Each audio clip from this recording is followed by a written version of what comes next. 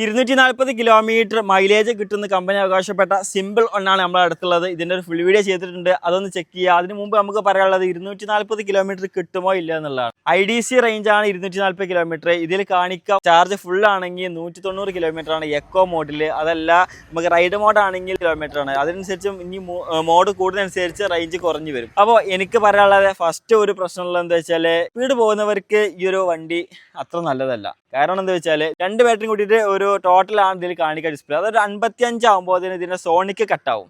Sonic പിന്നെ പോകാൻ കഴിയില്ല. അതുപോലെ തന്നെ 45 എത്തിയാൽ തന്നെ ഇതിൻ്റെ ഡാഷ് മോഡും കട്ടാവും. പിന്നെ ആ ഒരു സ്പീഡിൽ പോകാൻ കഴിയില്ല. ഡാഷ് മോഡിൽ ഒരു വലിയ സ്പീഡിൽ 75-80 വരെ നമുക്ക് പോവാം, അത് പോകാൻ കഴിയില്ല. സോണിക്കിൽ 105 കിലോമീറ്റർ വരെ പോവാം, അതും നമുക്ക് പോകാൻ കഴിയില്ല. അത് കഴിഞ്ഞ് 40-38 ആകുമ്പോൾ ഇതിൻ്റെ റൈഡ് മോഡിലേക്ക് മാറും. ആ റൈഡ് മോഡിൽ നമുക്ക് ഒരു 60-65 ലെവലാണ് കിട്ടുക.